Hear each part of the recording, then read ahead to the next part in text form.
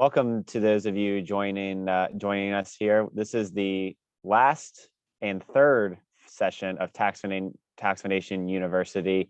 We'll get started here in a few minutes, letting everybody filter in.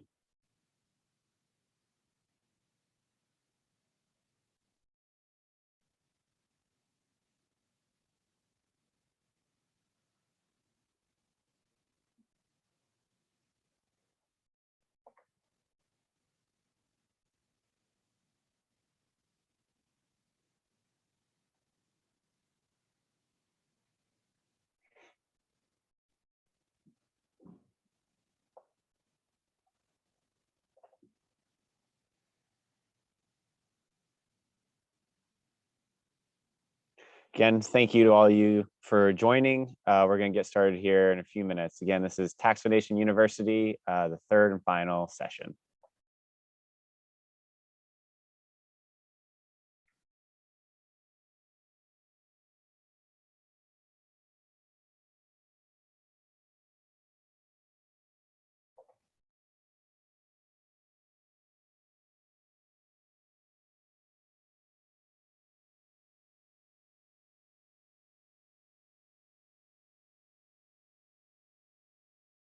All right, I'm gonna go ahead and get started here.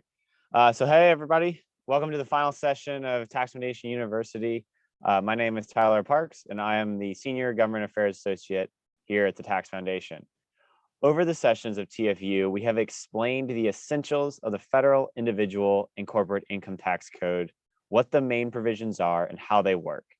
For our final session, I am joined by Alex Durante to explain our primary tool for evaluating tax policy, our taxes and growth model.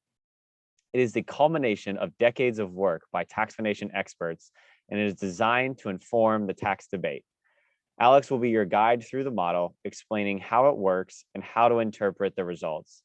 He will also address key terms and jargon used in the tax world and provide a landscape of tax modeling in DC. As we have learned over the past sessions, economists must make assumptions about how taxpayers will react to tax changes. Alex will explain our assumptions, the rationale behind them, and how those assumptions determine the results from our model. Next, we will discuss the growth and opportunity tax reform agenda, which are policies designed to boost the economy and expand worker opportunity. Altogether, we believe that these options are the best way for the tax code to lift all boats while raising enough revenue to fund the government. They range from simple changes to individual savings accounts to a complete overhaul of the corporate tax code. We will answer questions at the end of the presentation, so please send them in via the Q&A function at the bottom of the Zoom window. Please feel free to send them in at any time. As a reminder, all presentations are being recorded and will be publicly available on our website along with the slide decks. So without further ado, I will hand the reins over to Alex to begin chatting about the model. Alex. All right, thanks, Tyler, for that introduction. So before explaining how our model works, I want to start by giving an overview of how tax modeling has traditionally been done. I'm going to explain how that's evolved over time. So traditionally, the way of analyzing tax policy is doing what was called a conventional or static analysis, and this was typically done over a 10-year horizon. And here what you're simply doing is just looking at how tax policy impacts government revenues. So imagine you want to increase the top marginal rate on workers earning more than $500,000 a year. Under this methodology, you would simply calculate the total amount of income earned by this group, perhaps apply some forecasts about how the income of this group of earners would grow over the next decade, and then you would apply this new tax rate to give you your 10-year revenue score. Now, for many years, this was the conventional way of scoring tax policy by the government agencies such as the Congressional Budget Office and the Joint Committee on Taxation, who were required to submit these kinds of revenue estimates to Congress whenever new legislation was proposed. Now, of course, the one advantage of doing it this way is that it's fairly straightforward and easy to calculate. You don't have to make as many assumptions, but the approach does have one key drawback, and that's mainly that economists have known for decades that changes in tax policy affect taxpayer behavior, and that this could have ramifications for the economy. Indeed, one of the main reason why policymakers often want to reform our tax code is because many recognize that the current system actually raises revenue in ways that may actually be harmful to economic growth. And under an alternative set of policies, we may be able to raise the same amount of revenue or possibly even more revenue without doing as much damage to the economy. But if you're just analyzing tax policy using these conventional means, you won't capture any of these effects. And what you would find is that after accounting for some of these effects, some of the tax policy proposals would actually either raise less money than they expected to from the policy change or possibly more, depending on how taxpayers react. Now, since 2015, due to changes in budgetary rules, the agencies have been required to provide in their official estimates what's called a dynamic analysis of tax policy. And this here is specifically looking at how tax policy impacts different aspects of the economy, such as GDP, employment, and wages. You can go to the next slide. All right, so this is where we come in. So we also produce a conventional analysis like some of these other groups. But here at the Tax Foundation, we primarily produce a dynamic analysis using our taxes and growth model. And the model itself consists of really three parts here. So the first of these is our tax calculator or tax simulator. And what this does very simply is it takes what's called the IRS public use file, which despite its name is actually not for public use. And that file contains a representative sample of 150,000 tax returns. And then we use this data in our model to simulate the impacts of tax policy across different groups of taxpayers. And from the tax simulator, we calculate the marginal tax rates, which we then enter into our economic model to estimate the long run changes on economic growth. And then the actual economic model itself, as you can see here, has two main components. The first of these is the supply side model or the production model. And very simply, the production model looks at how tax policy affects labor supply and capital. So that is, we ask, say I raise taxes on wages. How is that going to impact how many hours people choose to work? And similarly, if you're a business and I raise the taxes on capital, how does that affect how much investment businesses choose to undertake? And then finally here, the second part of this model is what's called the demand side component or our allocation model. And then what we do here is we take the changes that we estimate from the production model and economic output, and then we forecast how people are going to allocate their incomes based on those changes. So for example, if I cut someone's income taxes, their income will go up, and then we ask, okay, what percentage of that income is going to be allocated towards consumption? What percentage is going to be allocated towards savings?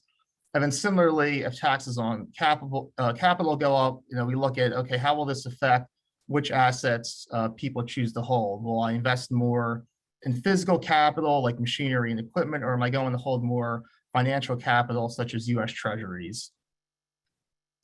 And then finally, we get our results. You can move to the next slide here.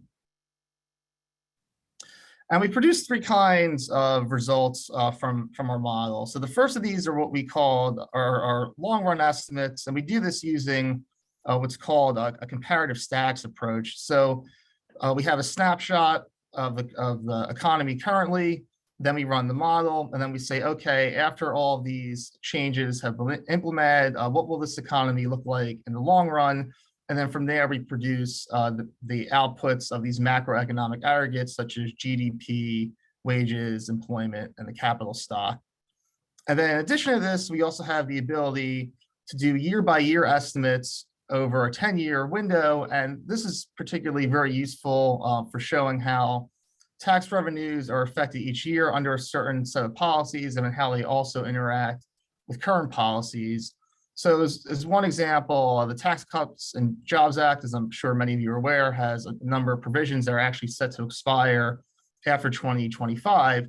So if we wanted to say make these provisions permanent, we could use this 10-year model, and that would show us how the tax revenues from 2026 to 2031 would be impacted by making the changes in the Tax Cuts and Jobs Act permanent.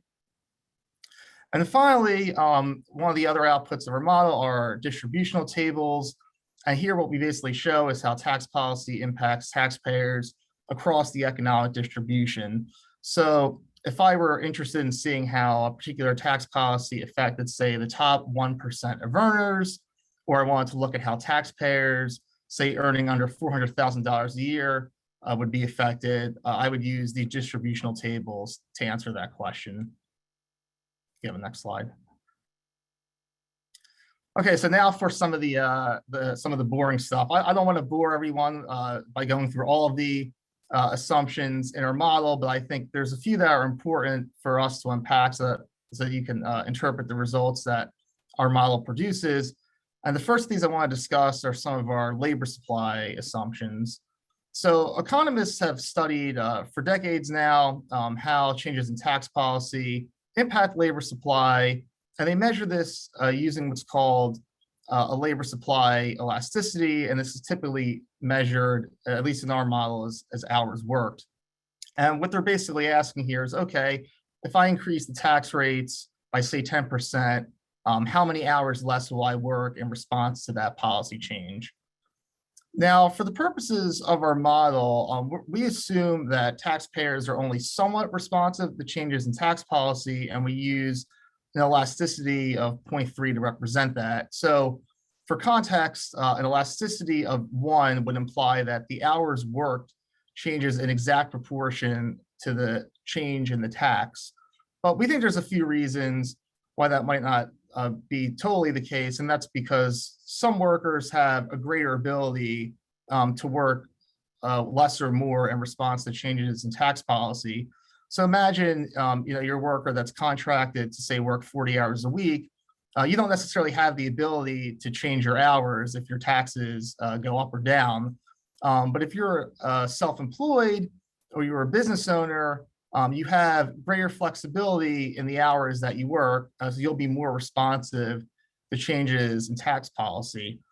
So the simple way to think about this is that the 0.3 is basically showing an average across the population. And I think down the road, we might look at applying different labor supply assumptions to different groups of taxpayers. But for now, we just make this assumption in the aggregate across the population. You can go next slide. Okay, and then the second thing I want to discuss is what's called our assumption that the U.S. is a small open economy. Okay, so what do we mean by that? So when we say open economy, what we mean is that we allow foreign investment from other countries into the U.S., and we also allow U.S. residents to invest abroad. And then by small, what we mean is, although the U.S. is obviously a very large economy, it has come to represent an increasingly smaller share of world output as other countries continue to develop. And this assumption alone has a few implications for some of the outputs in our model that I'm going to explain briefly here. So the first implication is that it means that a deficit finance tax cut, like the Tax Cuts and Jobs Act, will tend not to actually increase interest rates because foreign savers are going to be willing to finance our spending, the deficit spending, by buying US bonds. So the reason why this matters is that some of the other more traditional economic models used by the JCT and the CBO had assumed that if you finance tax cuts through deficit spending, that this would have to be financed by domestic savers rather than foreign savers. And if that was the case, that would cause interest rates to rise, which would actually reduce the positive growth effects from your tax policy. But there's several reasons that we think this actually isn't the case, and that interest rates in particular are not super responsive to deficit finance tax cuts. I think the reason is that if you just look at the historical evidence over the past couple of decades, we really haven't seen interest rates rise in response to deficit spending. So we think that based on recent evidence that's a reasonable assumption, and some of the other groups that also do tax modeling have also started to relax that assumption about interest rates.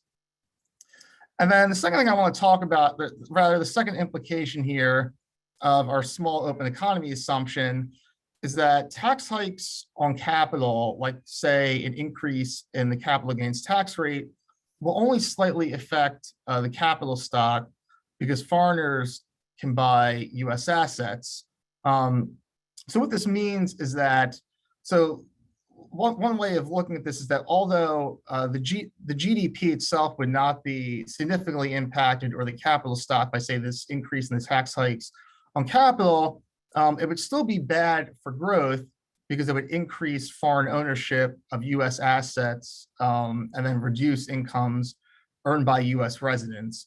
So to show this in the outputs of our model, we also, in addition to providing GDP, gross domestic product, we also provide gross national product, which is the income earned by all residents in the US. And then we show the effects of, say, tax hikes on capital through that economic measure. And you can skip to the next slide here. All right, so I'm gonna close this portion of the talk by just quickly demoing our model. Let's see.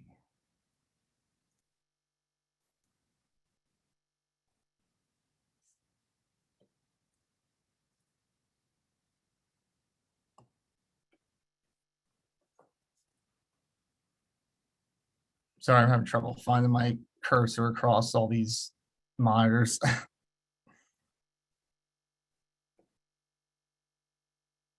we go.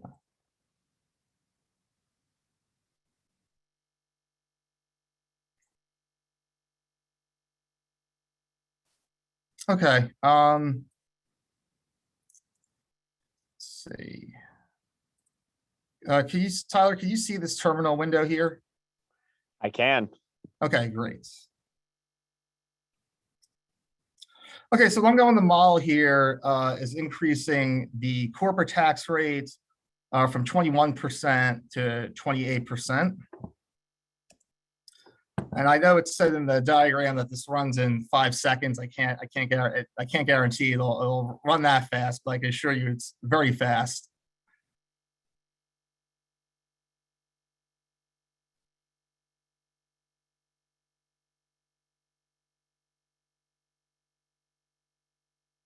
So Alex, you were talking a little bit earlier about the public use file. So what is that? That's from the IRS. Is that Yes. indicative of all individuals and businesses? Is it all 150 million taxpayers, or exactly how many taxpayers? No, it's 150,000 sample returns designed to be a representative sample of all the taxpayers across the US.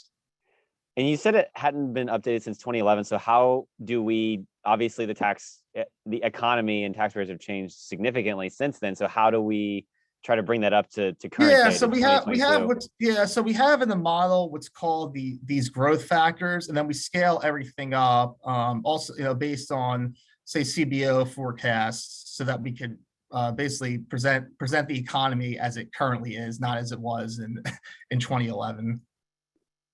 Right. Okay. That makes sense. All right, looks like we're almost done here.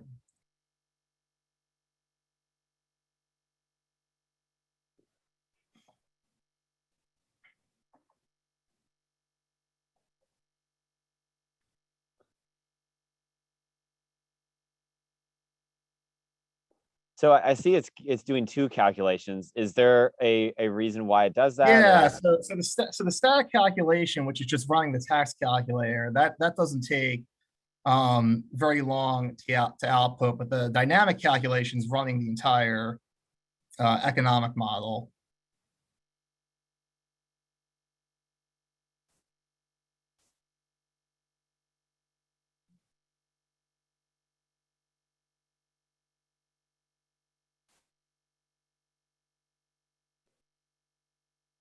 Okay, there we go. Took a little bit longer than I was anticipating. So in the terminal window here, you could see, so here we're giving, so over in the long run, we're showing that hiking the corporate tax rate to 28% would reduce GDP by about 0.7%. And then it would raise about 80 billion in revenue. And I could provide, which I'm just also going to show here, a little more detail.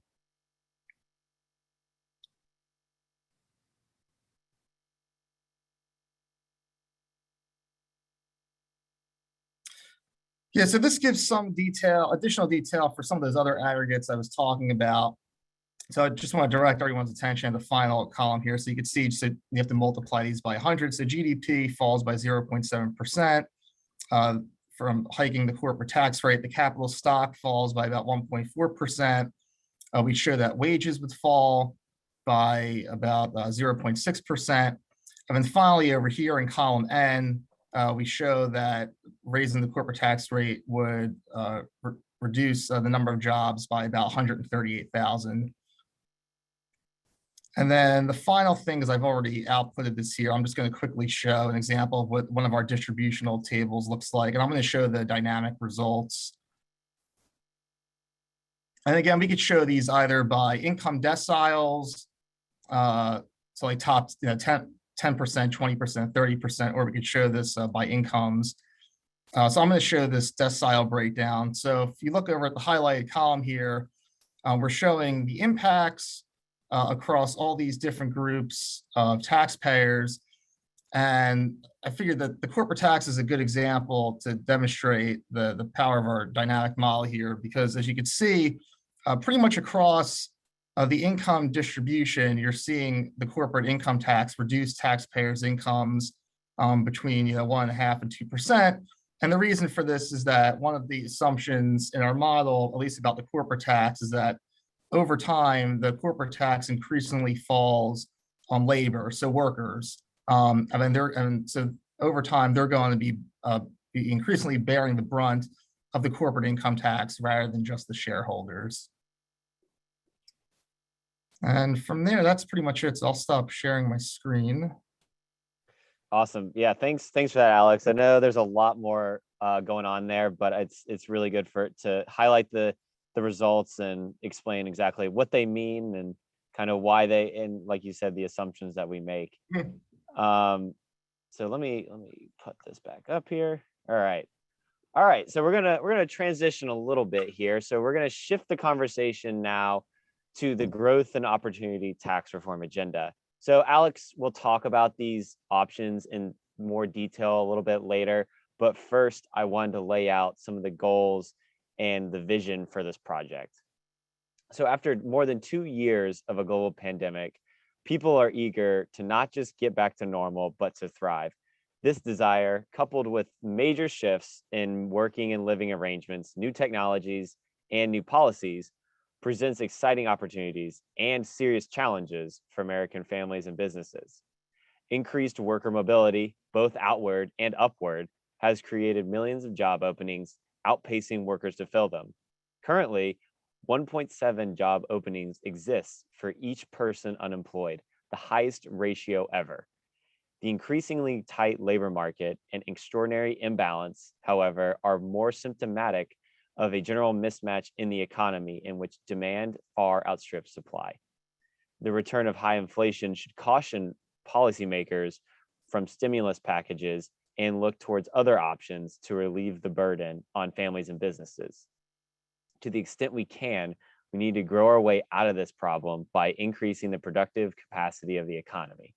That is, boost hours worked and labor force participation and capital investment in machines, factories, and research and development. Lawmakers can look towards the tax code as a way to accomplish these goals. Our 10 tax policy options are designed to help achieve a globally competitive tax code that creates more opportunity, better conditions for investment, and better jobs while helping boost real incomes and standards of living. In today's inflationary environment, economic growth is key to get wages outpacing price increases. By boosting incomes, we can keep the American people ahead and hopefully temper inflation. To enhance upward mobility for workers, we aim to reduce the barriers for employment while promoting entrepreneurship and innovation. By eliminating the tax barriers to infrastructure investment, we will allow private enterprise to build and fortify their supply chains to address some of the current issues we're seeing and hopefully weather the next storm. We also need to constantly review and update our tax code, including our trade policy, to ensure that we remain ahead of the competition. Tariffs not only worsen inflation, but eliminating them would make the US a more attractive place to invest. Not only do we need to boost domestic production, but ensure that American savers are not encumbered by a maze of special accounts and rules. I think Alex mentioned this impact on GNP a little bit earlier. So this is what we're talking about here. So research has actually shown that making saving simpler, making it easier, encourages low-income workers to stow more of their income away for retirement or perhaps that next rainy day. And just as lowering marginal tax rates boosts incentives to work, reducing time and money spent complying with the tax code enables taxpayers to allocate those resources to more productive activities. And of course, who wouldn't be happier spending less time filling out a tax return? So to accomplish all of these goals, we have 6 business tax reform ideas and 4 individual tax reforms that Alex is going to expand on. And then after we talk about these, then we're going to answer questions. So please send those questions in through the Q&A function. So Alex, take it away. All right, thanks, Tyler. So I'm not going to go through every proposal in our paper, but I'll go through some of the ones that I've worked on that I feel are important to highlight. So the first thing I want to discuss is among our business tax reforms is better cost recovery for capital investment. And why this matters is that under our current tax code, businesses can fully deduct certain expenses from their taxable income in the year that the expenses incurred, like say wages paid to their workers, but for expenses, but for their capital investments, they have to depreciate these over several years depending on the life of the asset. And because of that, the real value of those deductions actually falls over time due to inflation and the time value of money, because a dollar investment that you could deduct from your taxable income in the future is going to be worth less than that dollar investment I could deduct from my taxable income today. So the reason that this matters is that this actually artificially biases the tax code against investment and leads to lower levels of investment than would occur otherwise. And that actually hurts US productivity and US wages in the long run. Now, as I'm sure many of you on this call are very much aware, we already have full expensing for short-lived equipment and R&D expenses that was passed through the Tax Cuts and Jobs Act. However, the expensing for R&D is scheduled to expire this year, and then expensing for equipment is actually scheduled to expire in 2026. So the first thing that we advocate in our paper is that we should make these provisions permanent to continue to provide incentives for businesses to invest. And then in addition to that, we should also extend this tax treatment to buildings and structures under a system known as neutral cost recovery.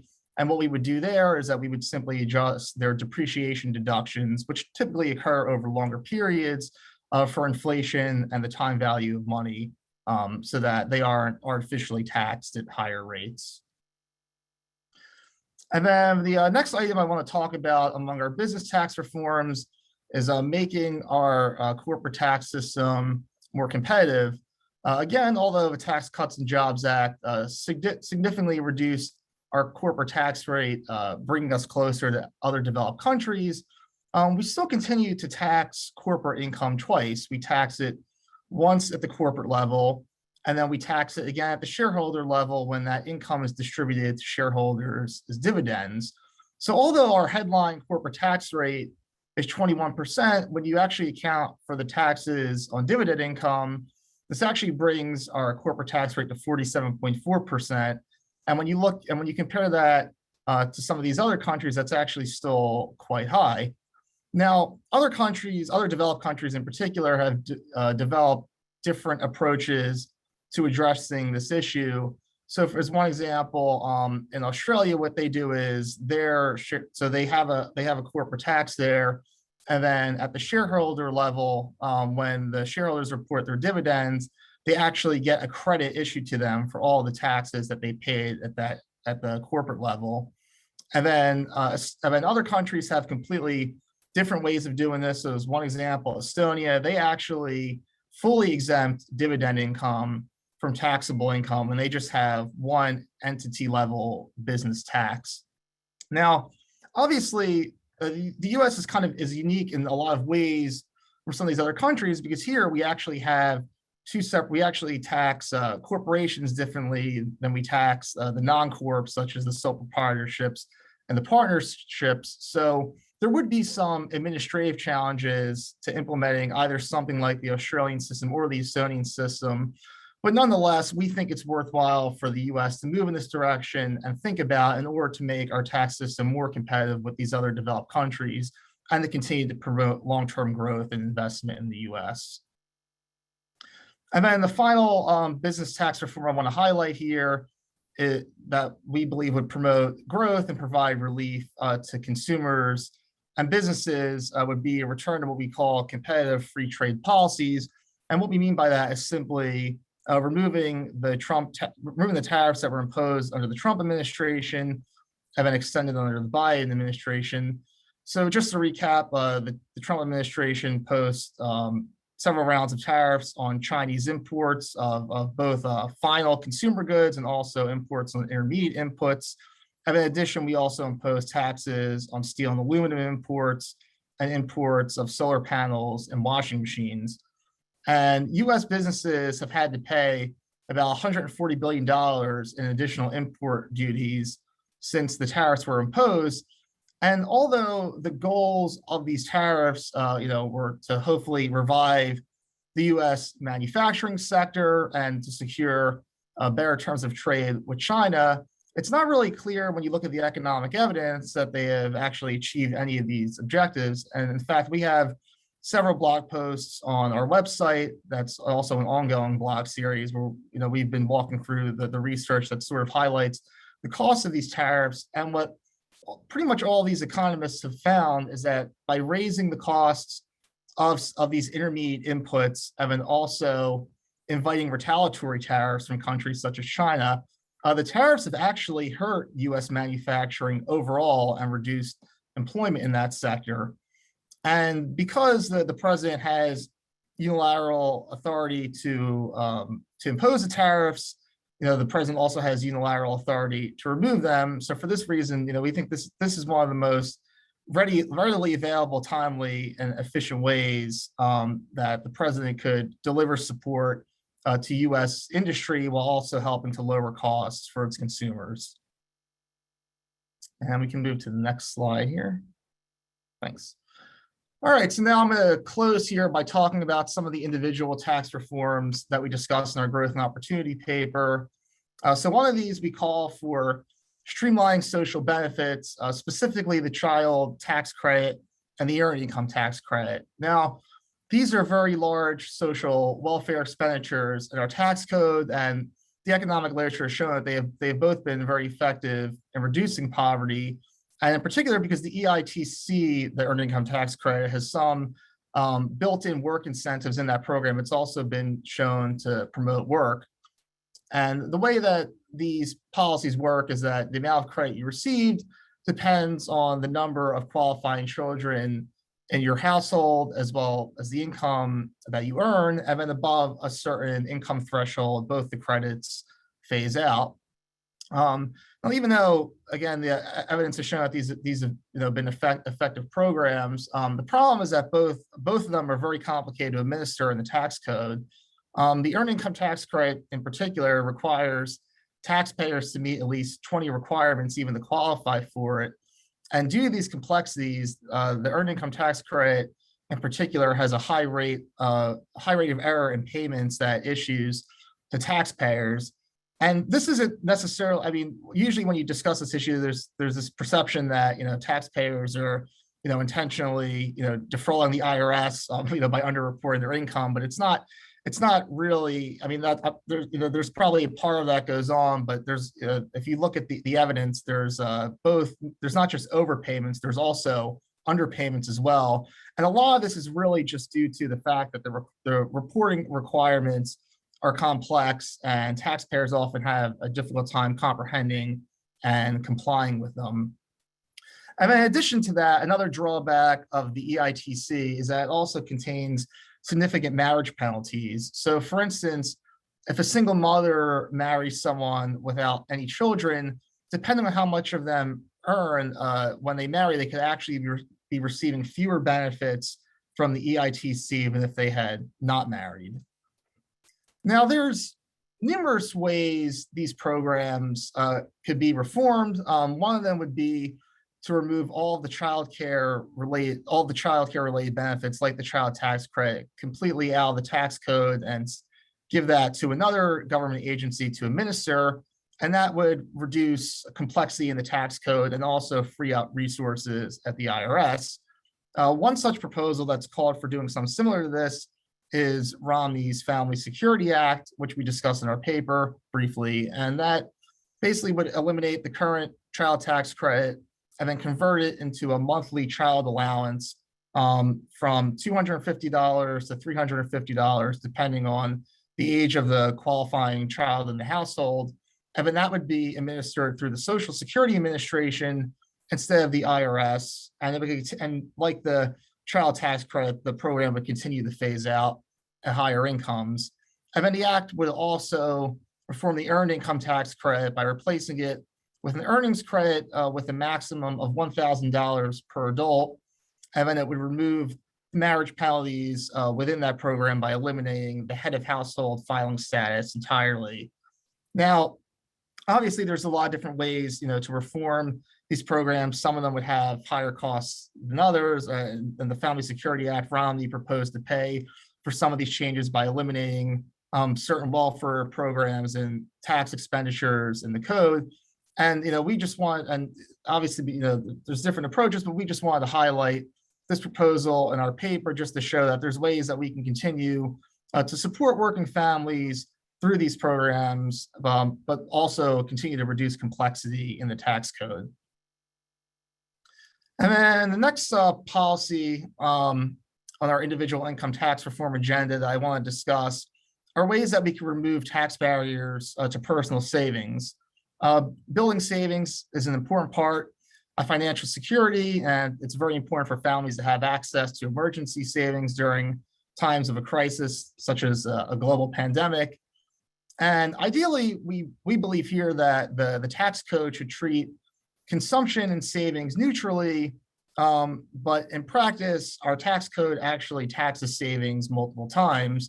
So for instance, your income is taxed when it's earned, and then if you save it, invest it, and report a capital gain, that dollar is then taxed again.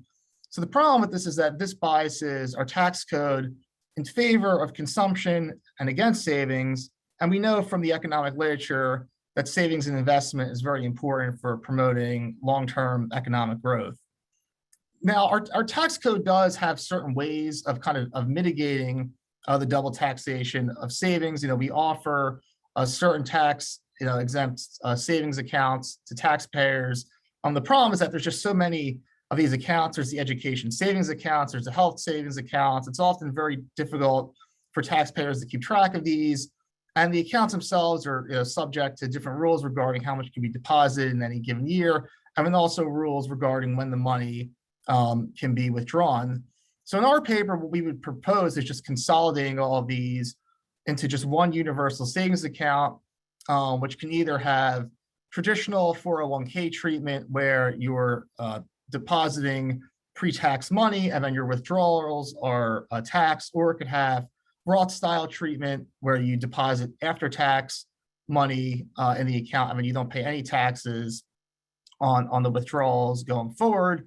And then we would also propose perhaps raising some of the contribution limits to allow taxpayers to contribute more, and then remove the restrictions on withdrawal so that they could actually use this, as a savings account, during an emergency or a crisis. Now, we're certainly not, we are, we're certainly not the first ones to propose this idea. There are other countries that have similar policies. So for instance, the UK and Canada, they have universal savings accounts. And, one of the arguments that's often made against doing this type of policy is, oh, well, this is only going to be utilized, by the richest taxpayers. But actually, when you look at the evidence from Canada and the UK, that's actually not true. The savings accounts are very popular across the income distribution, particularly with low income taxpayers there. So for this reason, we think that universal savings accounts would be a very good way to continue to promote savings in the US and to boost financial security for all American households. And then finally, with inflation running at its highest level in several decades, I think I'd be remiss if we didn't discuss ways that we can improve inflation indexing in the tax code. Obviously, certain parts of our tax code are already indexed for inflation. So, for instance, the ordinary income tax brackets are indexed for inflation to prevent taxpayers from falling in the higher brackets when inflation pushes their incomes up. However, there's other elements of our tax code that still do not adequately adjust for inflation, particularly in regards to capital gains taxes. So, for example, we discussed in the paper that in the current tax code, taxpayers are able to deduct up to $3,000 in capital gains losses from their taxable income, but that $3,000 limit has not been changed since 1978. And obviously, while we want to have some type of limit on capital losses to prevent abuse, of this provision, not indexing this loss limit for inflation has actually artificially increased taxes on taxpayers in ways that hurt economic growth. And then finally, the capital gains themselves are actually not indexed for inflation. So when a taxpayer sells an asset, it pays taxes on that gain, even if the appreciation of the asset is due mainly to inflation. So it's entirely possible that after adjusting for inflation, the taxpayer may have actually lost money from selling the asset, and yet under the current tax code, they still have to pay taxes on it. So there's a couple of ways to fix this problem. This actually relates to the universal savings account proposal I was just discussing, because if you actually had universal savings accounts, say with Roth style treatment, this problem would actually just go away, because your after-tax income that you deposited, the initial deposit would be taxed, and all the capital gains in the account itself would be tax-free. So that's one way to make this issue go away, and it also illustrates how some of these proposals fit together. And that is all I have scheduled for my remarks. So I'm happy to take any questions from anyone about our model or any of these various proposals.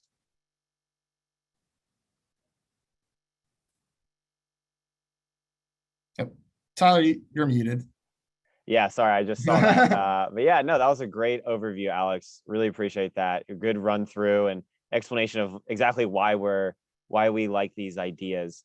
So I have a couple questions here. So I think a good one to start out with. So you were talking about how foreign savers can inject capital into the United States if we. So this we're talking about the GNP effect here, right? Yep. So we know that C corps, it's relatively easy for them, or big, or I guess C corps is the right way to say it. So they have the ability to get capital from international markets relatively easy. So what happens if we hike capital gains, and what would the impact be on the small business sector? So those pass-throughs you were talking about, perhaps folks that aren't as easily able to access foreign capital markets. Well, that's actually sort of been one of the challenges, with some of those proposals, which is that, if they're suddenly hit with such a big, tax liability, they might have to actually seek, investment, abroad, to be able to pay, for the additional liability that they've, incurred. And indeed, I think there's, some business owners, certainly that, we've talked to, from, concerns that we've heard from others. I mean, that is like a very, real, issue that, there's, that they're hit with this, big tax liability. They may have to look to sell, their, some of their, assets to foreigners. But yeah, there's definitely, there's definitely their own set of challenges there that are different, from that different from what the corporations face, where capital is a little bit more mobile there and they have more access to foreign markets. Okay. All right. Awesome. Thank you for that. Yeah, Mhm. it's an interesting point. I think that is missed sometimes. So inflation is a big concern for a lot of taxpayers. So how does that actually impact our model? Are there components of the model that pick up on inflation and price increases? Does it impact our growth estimates or any of the other outputs that the model puts out? Yeah, so this is actually one of the assumptions I didn't include, but if people look at the methodology paper or the current methodology paper on our website, we talk a little bit about this. So we assume in our model that the Federal Reserve generally acts to keep the price level constant at 2%, which has been the historical norm. Obviously, things are changing right now in the short term. I forget exactly what the latest inflation forecast is going forward. I mean, I think that they anticipate the economy to cool off a bit, but I don't. I mean, I believe maybe around 3 or 4%. I don't think we're going to be. I don't unless unless the Federal Reserve significantly increases interest rates. I don't think we're going to see 2% inflation for a while. Yeah. Okay. Thank you. So this is maybe something that's flown a little bit underneath the radar, but I think it's important, especially for the future of tax modeling. So there was actually an executive order last year by the Biden administration to require government departments to start collecting demographic data on government programs, and this obviously includes the Treasury Department, to start looking at some wider range of data points on tax programs. So, how would a tax model determine the impact of taxes by demographics? I mean, you don't answer those questions on a tax return, Yep. or it's your income and maybe your children, but outside of that, it's mostly Mhm. it's not really focused on that. So, how would a tax model determine the impacts of changes on demographics? Yeah, so this is actually something we've been working on. Well, we're working on currently, and I think we're hoping to have this fully integrated into our model later this year. But what we've been working on is taking the IRS data that we get in the public use file, and then matching this to demographic data that we get from the census's current population survey, and that has all of this demographic data. And then we could use that to actually even get more, I think, granular with some of our analyses, particularly for some of the credits. So for like the populate, so like the public use file, right? We're only getting data on tax filers, but with some of these changes to programs like the child tax credit and the earned income tax credit, changes might also impact the non-filer population, because maybe if they get a more generous credit, they'll be more inclined to file their tax returns for any particular year.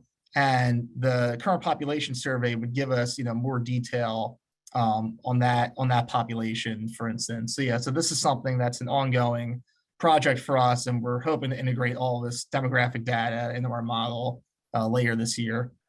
Okay, yeah, that's a big project, but it's fairly interesting that the federal government is taking more of a notice on that. So let's I guess we can switch gears a little bit to trade and tariff policy. I know you handled a little bit of those issues when you worked over at CEA. So some of the tariffs imposed by the Trump administration have actually been some of the most significant tax hikes in recent years. We found that it rose about 0.38% of GDP, which does rank it in the top 20 of tax hikes in U.S. history. So, as we know, tariffs are paid by Americans, and as you mentioned previously, that a lot of those products are intermediary products, so they fit those price hikes filter out throughout the economy. Mhm. So how does this impact inflation? Why should we care about this right now? So this is a complicated question for sure. So the one way I prefer to think about this is that traditionally the way economists have thought about inflation is that tax cuts generally in the short run increase inflation because your after tax income goes up and you'll spend some of that money, which will, increase demand, thereby increasing prices. With tariffs, there's a couple different effects that are going on there. So if you were to remove the tariffs, you would have an increase in your after-tax income. But then what's happening there is you would actually be shifting from buying some of these higher priced domestic goods that you have an incentive to buy when things are tariffed.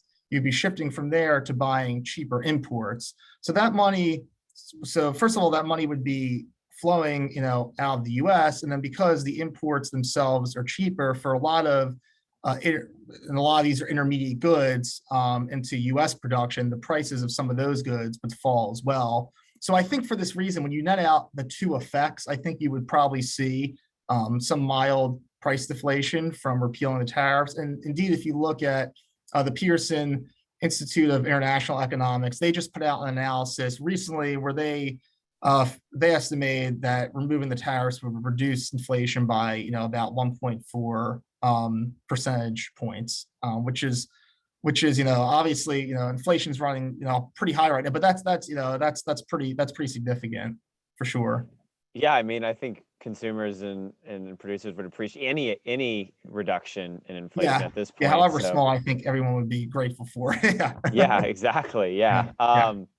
So we actually got an interesting question related to NCRS. So I think I'll read this question verbatim. So for long life capital, why do you propose to adjust the economic depreciation allowance by inflation and time value of money, rather than just allowing these companies to expense long life capital at similar to 168K? So why is NCRS? Why do we have NCRS? And perhaps I don't want to give the answer away too much, but what is that? What's the impact on the federal cost of the federal government of doing NCRS versus expensing? Yeah, I think the reason that we do this is because I think because they're long-lived assets. I think the cost would be the cost to revenues would be significantly higher if we just gave them full expensing. So I think we presented this as I think one way to just reduce the cost of this proposal. Although there's obviously different approaches to doing this. Right. Yeah. They are usually pretty large and lumpy types of investment as well. So So yeah, often companies end up taking net operating losses and things like that. So I think this is a good way to kind of mediate that difference. So there's legislation. I'm sure many of our viewers are aware that there's legislation moving through Congress that seeks to encourage semiconductor production in the U.S. through grants and similar other types of program. So we had a domestic manufacturing deduction in the tax code pre-TCJA that was eliminated kind of in favor of reducing the rate, right? So, lower the rates or expand the base, right? So what kind of incentives do we have in the tax code right now? And then what are some of the more economically efficient ways to try to address these problems? Yeah, so we actually just recently put out a whole paper on this, me and a couple of my colleagues, looking at industrial policy, have a tax code, and obviously like the energy sector, for instance, particularly like solar and wind, gets a lot of significant tax benefits. Although that's not, I mean, that's not necessarily entirely justified for like those particular sectors to get these benefits, because you also have, say, nuclear energy, which is also a clean source of energy that receives less generous subsidies in the tax code. And I think the position that we've sort of have taken in our paper is that if you try to do in the tax code, giving different credits for certain types of investment, you end up introducing additional distortions into the economy, and you might end up subsidizing certain sectors that were maybe going to undertake certain investments anyway, and you end up maybe perhaps favoring certain sectors, that have, less, economic growth potential than others. So maybe it's just completely inefficient to spend money that way. And rather what we propose is rather than having a system of, credits for these different industries, rather what the tax code should do is just simply just not discriminate, against manufacturing. And, there's certain, again, we've through the Tax Cuts and Jobs Act, we've helped to, reduce the tax bias, against capital. And that's certainly helped in that regard. But rather the position we take is that the tax code, should be, even though there's obviously benefits, of manufacturing to the economy, there might be spillovers in the other sectors. We think it's best, for the tax code to take a neutral approach to these issues, and at the very minimum, not discriminate against certain industries in the tax code. Right. Yeah, I think we had a fantastic paper out, I guess earlier this month about industrial policy that kind of addresses a lot of those issues. So, but yeah, thanks, Alex, for that. So I think I'll finish up here with something I know that's been of great interest to you, and I think could be good interest as we move into the future. So corporate integration. Could you speak a little bit more on that and how and exactly what some of the growth impacts of that would be? I know you touched on it briefly, but I want to give you the chance to expand a little bit more on how we would integrate our corporate tax code, because we know Australia's done it, we know Estonia's done it, but obviously the U.S. economy is a little bit different, but I think would benefit greatly from something like this. So could you explain a little bit more? Yeah, so again, just to sort of recap here, it's like, so the basic benefits of doing a system like this is that you basically would be reducing, the double taxation of savings, which again we do a lot, which we do a lot of, in our tax code, which is extremely inefficient, and then again biases, everything, biases our tax system in favor of consumption. So the one advantage, the one advantage of doing, something like a corporate, a corporate integration system is that you'd reduce the double taxation of income, and you would also bring down, the headline corporate rate. And again, the rate that I cite, I mean, the 47 0.4, that was not, I don't believe, inclusive of some of the other, state corporate taxes as well. So it's like when you add all these layers of taxation, even at the 21 percent rate, there's still room for us, to continue to find ways to improve our competitiveness, in the corporate tax code. Great, thank you. So I think we'll let everybody go a couple minutes early here, but I wanted to thank everybody for joining us for 3 sessions of our Tax Foundation University classes. As I said before, all of these classes are available online along with the slide decks. If you have any questions about any of the things we've talked about here, please feel free to reach out to me or Alex. My email is parks@taxfoundation.org. Alex's is on the slide deck here. We thank you again for joining, and have a good afternoon. Thank you.